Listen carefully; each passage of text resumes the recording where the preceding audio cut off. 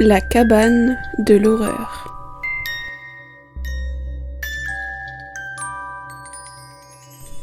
Votre dose de frissons.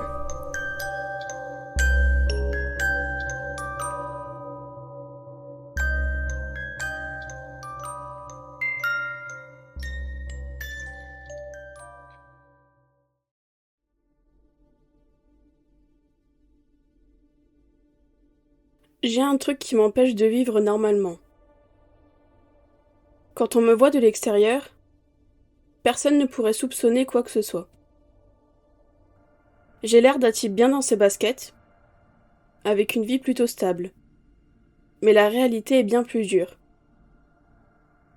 Je souffre d'un handicap invisible. Je suis schizophrène.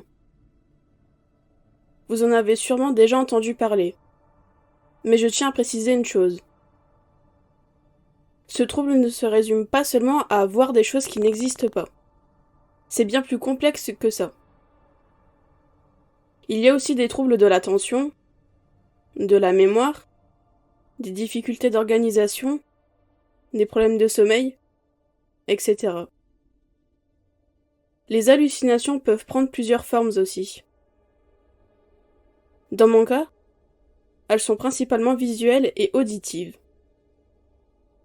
Si ce n'est pas correctement pris en charge, ce trouble peut complètement bouleverser un quotidien. On a besoin d'assistance. De mon côté, je suis suivie par plusieurs médecins, mais aussi par des travailleurs sociaux. Chacun intervient pour une raison précise. J'ai un traitement qui fonctionne plutôt bien, mais il y a des périodes plus compliquées où les hallucinations prennent le dessus. C'est le cas quand je suis fatiguée ou stressée. Et en ce moment, je le suis.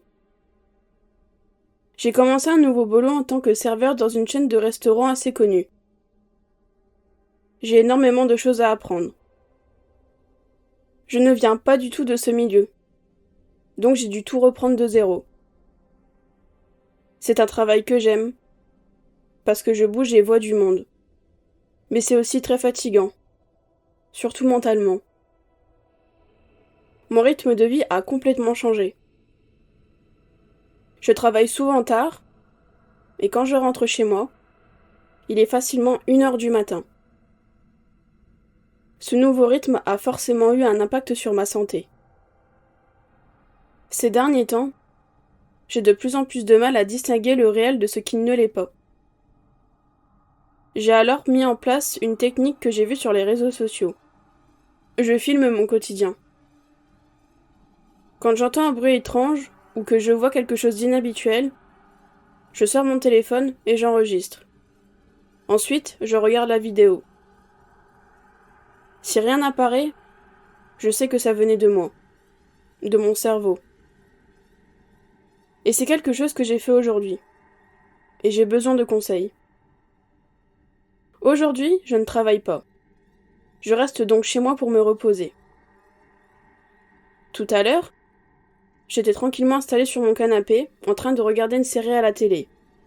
Puis, j'ai entendu un bruit. Ce n'était pas très distinct. Impossible de dire si c'était un objet qui tombait ou quelque chose d'autre. Sur le moment, je n'ai pas réagi. Le bruit n'était pas fort, pas alarmant. J'ai donc continué à regarder ma série, comme si de rien n'était. Quelques minutes plus tard, le bruit s'est reproduit. Cette fois, il n'y avait plus de doute. C'était des pas. Et là, j'ai trouvé ça étrange, car je vis seule. Et surtout, je vis dans une maison. Il n'y a aucun voisin au-dessus ou en dessous de moi. Je ne peux pas entendre des pas qui ne viennent pas de chez moi.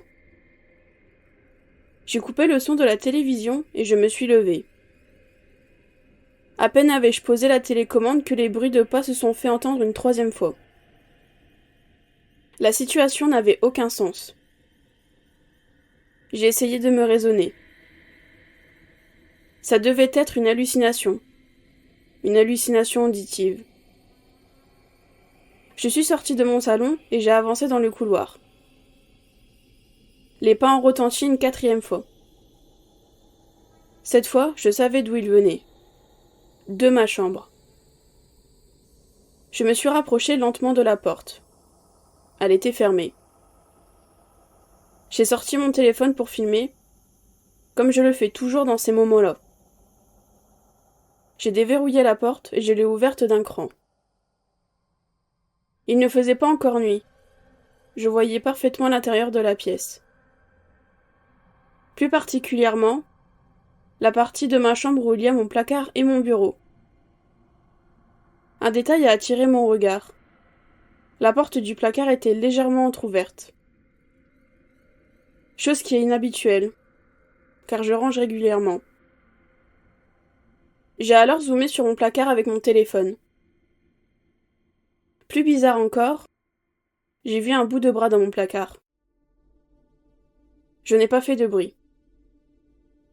J'ai filmé quelques secondes, puis j'ai refermé doucement la porte, coupé l'enregistrement et je suis retournée dans le salon le plus discrètement possible.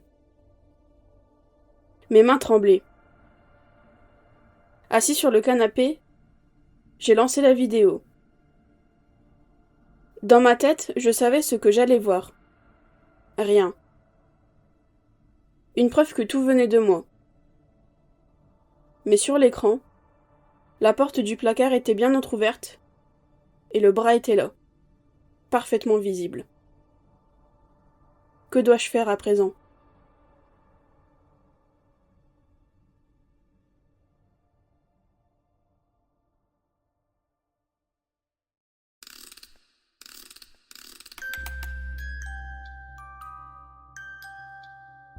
C'est une nouvelle histoire qui s'achève, ou presque. En espérant que votre courage ne s'est pas envolé et qu'aucun esprit n'ait pris place chez vous, je vous laisse ici. À bientôt.